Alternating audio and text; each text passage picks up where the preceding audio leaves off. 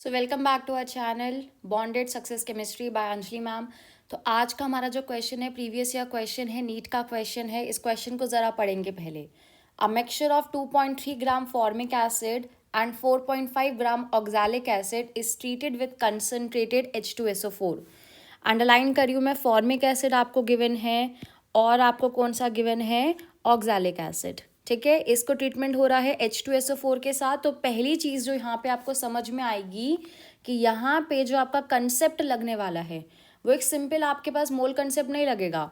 ये जो क्वेश्चन है ये मोल कंसेप्ट का है, स्टोइकियोमेट्री बोल सकते हो, प्लस इसमें पी ब्लॉक की रिएक्शन भी है। जो स्टार्टिंग लाइन आपको H2SO4 की गिवन है, इनऑर्गेनिक का भी कंसेप्ट है और इसमें ऑक्साइड्स का नेचर भी पूछेगा तो यहाँ पे ऑक्साइड्स का भी कंसेप्ट है। इन जनरल मतलब ये 3 चैप्टर्स का कॉम्बिनेशन करके क्वेश्चन बना है और ऐसे क्वेश्चन अच्छे बने हैं नीट में। बहुत मतलब नीट में आया था तो बहुत बढ़िया क्वेश्चन था ये। तो ज़रा आप देखते हैं यहाँ पे, a mixture of 2.3 gram formic acid and इतना oxalic acid is treated with इतना। भाई पहली बात तो ये आपको समझ में आएगी कि फॉर्मिक एसिड और ऑक्सैलिक एसिड आपस में नहीं रिएक्ट करते। ये HCOH है, this is formic acid, and ये मैंने ऑक्सैलिक एसिड लिखा है। तो ये दोनों आपस में नहीं रिएक्ट करने वाले, दोनों एसिड है। ये इनकी रिएक्शन किसके साथ होगी, H2SO4 के साथ होगी। कंसनट्रेटेड H2SO4 के साथ रिएक्शन हो रही है।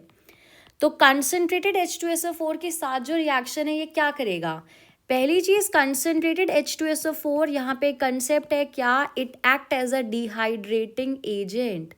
क्या बोला मैंने, it act as a dehydrating agent. तो इसका काम क्या है कि वाटर को रिमूव करना है, इसका काम है। ये पी ब्लॉक में प्रॉपर्टीज ऑफ H2SO4 में लिखा हुआ है। तो इसमें से ज़रा H2O कर दो, रिमूव डिहाइड्रेटिंग एजेंट है ये, H2O चला गया, प्लस CO। ज़्यादा कुछ नहीं सोचना कि इसमें और कौन से CO2 बन रहा है, CO जैसे रिएक्शन बोली गई वैसे बनेगा। ठीक है, नेक्स्ट ज़रा देखेंगे, ऑक्सैलिक एसिड है, इधर भी आपकी रिएक्शन होगी concentrated H2SO4 dehydrating agent, H2O remove कर दो। बाकी ज़रा देखो क्या बन रहा है, दिस इज H2O योर। ठीक है, एक आपका CO बनेगा और एक क्या बनेगा, CO2। ये CO2 ले लो एंड दिस इज CO। ठीक है, तो पहली चीज़ हमने क्या लिखी है, रिएक्शंस लिखी है और इनका मास में यहाँ पे लिख देती हूँ, दिस इज 2.3 ग्राम और ये हमें कितना गिवन है, 4.5 ग्राम। Correct, okay. आप ज़रा क्वेश्चन को आगे पढ़ें, ज़रा आगे क्या बोला है, the evolved gaseous mixture is passed through KOH pellets। KOH pellets की फॉर्म में, उसको आपको कुछ नहीं करना, आपको ध्यान देना है कि KOH अपना क्या होता है, बेस होता है। तो बेस का काम क्या होता है, किसके साथ रिएक्ट करना होता है, बेस का काम एसिड के साथ रिएक्ट करना होता है, बेस का काम। ठीक है, आगे पढ़िए, weight in gram of the remaining product at STP will be, weight in gram of the remaining product जो बच जाएगा इसके बाद वो बताना है कितना अमाउंट बचेगा।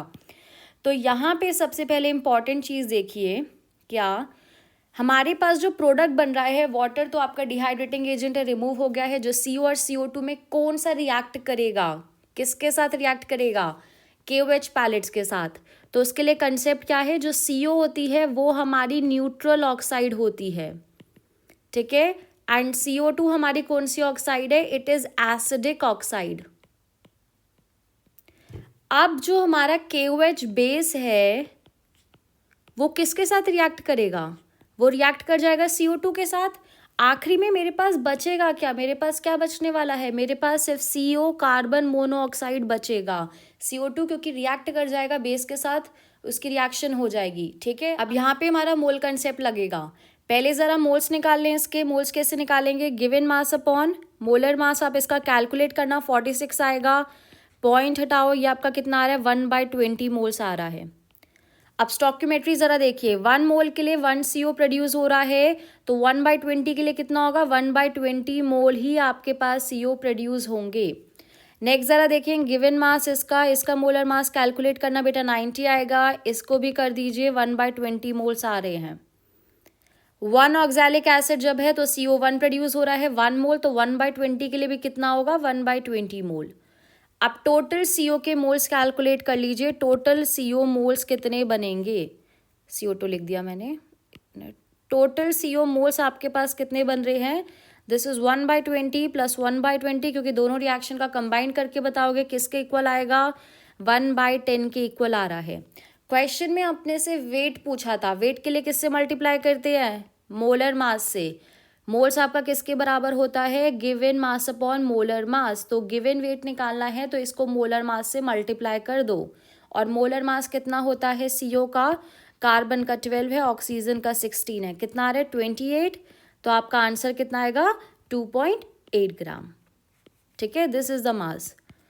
तो ये क्वेश्चन जो आपके पास है अच्छा क्वेश्चन है, नीट का क्वेश्चन आ चुका है पहले ही PYQs में। और ये जो क्वेश्चन है इसमें 3 कंसेप्ट लग रहे हैं, तो इसको ध्यान से देखेंगे। ठीक है, एंड ऐसे क्वेश्चंस के लिए प्लीज सब्सक्राइब द चैनल।